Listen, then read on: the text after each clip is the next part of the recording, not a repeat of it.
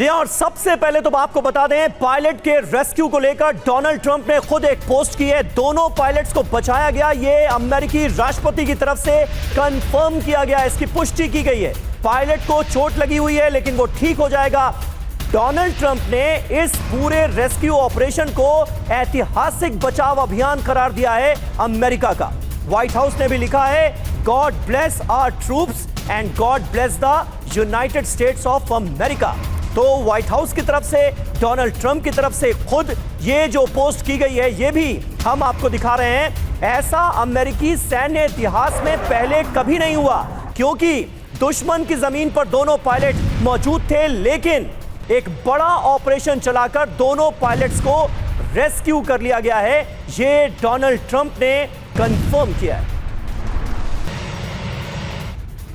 और बड़ी खबर यह भी है कि पायलट को बचाने के लिए बड़े स्तर पर ऑपरेशन चला। लड़ाकू विमान, हेलीकॉप्टर, सैकड़ों जवान शामिल हुए। यूएस विमानों ने ईरानी सैन्य काफिले पर बमबारी भी की। ऑपरेशन के दौरान दोनों तरफ से गोलीबारी शुरू हुई। सैटेलाइट और इंटेलिजेंस ताकत का इस्तेमाल तक किया गया। अमेरिकी इतिहास का सबसे चुनौतीपूर्ण ऑपरेशन। तो अमेरिकी राष्ट्रपति डोनाल्ड ट्रंप ने भी इसको लेकर पोस्ट किया। ऐतिहासिक ऑपरेशन इसको बताया और बताया कि कैसे सैटेलाइट और इंटेलिजेंस ताकत का भी इस्तेमाल किया गया। गोलीबारी की भी शुरुआत हुई। पायलट को बचाने के लिए बड़े स्तर पर चलाया गया ऑपरेशन। तो आइए आपको इस खबर के बारे में पूरी डिटेल देते हैं। क्या हुआ था ये जान लीजिए। सबसे पहले ईरान ने 3-4 अप्रैल की दरमियानी रात को F-15E फाइटर जेट को गिरा दिया। जेट में एक पायलट और एक वेपन सिस्टम ऑफिसर मौजूद थे। जेट गिरने के बाद दोनों क्रू मेंबर्स विमान से इजेक्ट कर गए। अमेरिकी सेना ने इसके बाद फौरन सर्च और बचाव अभियान शुरू किया। एक अमेरिकी पायलट को पहले ही बचा लिया गया था और अब दूसरे पायलट को भी बचा लिया गया है। हमारे साथ हमारे सहयोगी मनीष झा इस वक्त मौजूद हैं। मनीष, मैं ट्रुथ सोशल मीडिया साइट पर डोनाल्ड ट्रंप की पोस्ट देख रहा था। इसे ऐतिहासिक ऑपरेशन अमेरिका का करार दिया है डोनाल्ड ट्रंप ने, और निश्चित तौर पर अमेरिका की बड़ी कामयाबी तो है ही। दुश्मन की जमीन पर गिरे अपने दोनों पायलट्स को बचा लिया अमेरिका ने। कहीं ना कहीं अमेरिका की जो एयर डोमिनेंस है ईरान के ऊपर आज की तारीख में, वो भी साबित होती है। बिल्कुल, देखिए, जो लोग युद्ध को समझते हैं, जो लोग ऑपरेशन की गंभीरता को समझते हैं, वो जानते हैं कि ये किसी मिशन इम्पॉसिबल से कम नहीं था जो इस वक्त अमेरिकी कमांडो ने ईरान की ज़मीन पर कर दिखाया। और पिछले कई दशकों में देखें तो इस तरह का ऑपरेशन नहीं देखने को मिलता है। बल्कि 2019 में भारतीय पायलट अभिनंदन की पाकिस्तान से वापसी का मामला अगर छोड़ दिया जाए तो इस तरह का ऑपरेशन कभी नहीं हुआ है कि केवल 48 घंटे के भीतर दुश्मन के देश में, दुश्मन टेरिटरी से अपने पायलट को इस तरह से वापस निकाल लिया जाए। देखिए, युद्ध क्षेत्र में किसी फाइटर जेट का गिरना कोई नई बात नहीं है, ये होता है। इराक के समय भी ऐसा हुआ था। लेकिन जिस तरीके से ईरान में अमेरिकी फाइटर जेट के गिरने के बाद दोनों पायलट उस जगह पर गिरे और उसके बाद से उसको निकालने के लिए ऑपरेशन चलाया गया। प्रेसिडेंट ट्रंप ने यह कहा है कि पहले पायलट को हमने जब बचा लिया था तब मैंने इसकी जानकारी इसलिए नहीं दी थी क्योंकि तभी ऑपरेशन कंटिन्यू था। और जिस तरीके से प्रेसिडेंट ट्रंप ने यह बात शेयर की है और जो साफ तौर पर समझ में भी आता है कि ईरान में जिस जगह पर दोनों पायलट गिरे थे, पहाड़ी थी, बहुत ही डिफिकल्ट टेरेन था, उसके बीच में उसने अपने इनक्रिप्टेड रेडियो से मैसेज भेजा था कि मैं यहां पर हूं। उस लोकेशन को लेकर ट्रैक करके और उसके बाद अमेरिकी कमांडो सैकड़ों की संख्या में भेजे गए, दर्जनों हेलीकॉप्टर भेजे गए, कई फाइटर जेट उनको पीछे से बैकअप कर रहे थे। और उस समय जब अमेरिकी कमांडो वहां पर पहुंचे सैकड़ों की संख्या में, पूरे इलाके को उसने घेर लिया और फिर यह सर्च ऑपरेशन शुरू हुआ। बदले की कार्रवाई में ईरानी सेना, ईरानी पुलिस, ईरानी लोग, IRGC के तमाम लोगों ने लगातार अमेरिकी ऑपरेशन को रोकने की कोशिश की। एकदम किसी हॉलीवुड फिल्म जैसा यह सब सीन रहा होगा।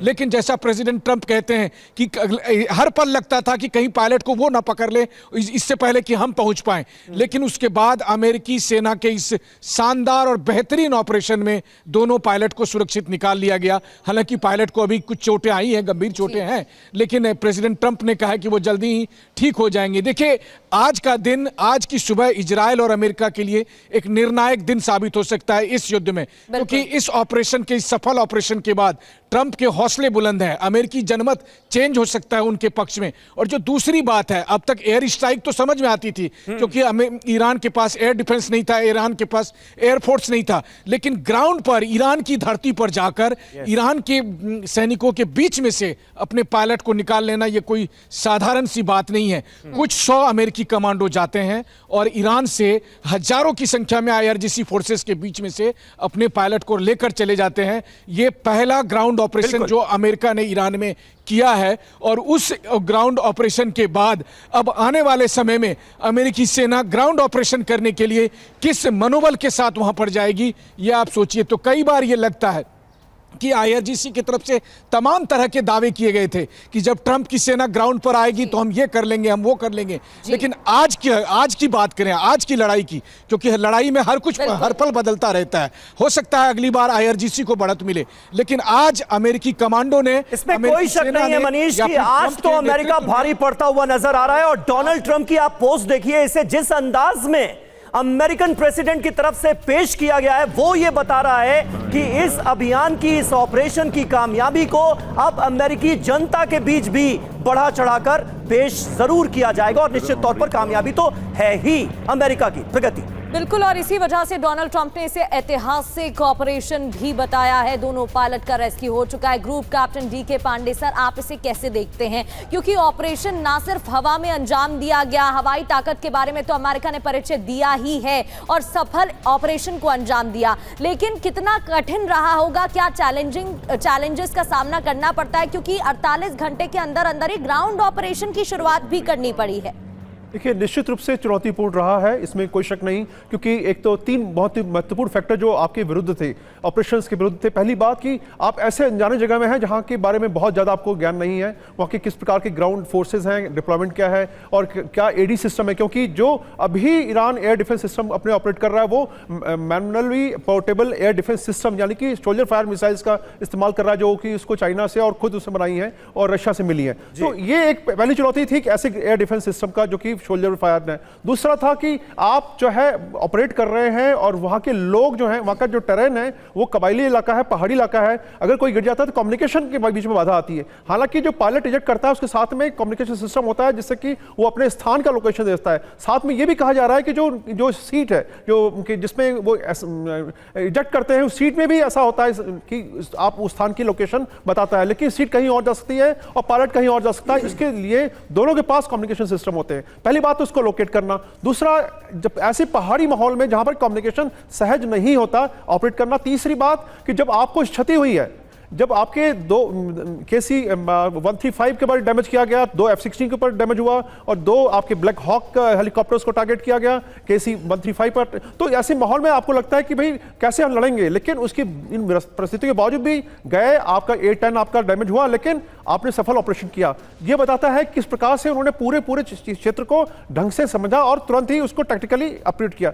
महत्वपूर्ण बात क्या है, क्यों डोनाल्ड ट्रंप इस समय जो है बहुत ही जो है हाई स्पिरिट में दिख रहे हैं, क्योंकि ये पूरे घटना जो है छठे सप्ताह में हम लोग हैं, 1.5 महीने होने जा रहे हैं, पहली घटना है जहां पर कि अमेरिका के पास कुछ विजय का स्वाद मिला है उनको, लेकिन हमेशा वो कुछ न कुछ सुनते रहे कि कुछ डैमेज हो गया, उनके जहाज गिरे या उनको जो ऑपरेशन किया गया उसमें सफलता नहीं मिली। बिल्कुल सही बात है। और ये जो कामयाबी है, ये जो सफलता है, इसे अमेरिका निश्चित तौर पर एक बड़े घटनाक्रम के तौर पर ले रहा है। और अगर आप डोनाल्ड ट्रंप के ट्वीट को देखें, उनकी पोस्ट को देखें, उसकी भाषा पर गौर करें, तो ये कामयाबी जो है इसे किस तरह से अमेरिकी जनता के सामने पेश किया जा रहा है वो समझ में आता है।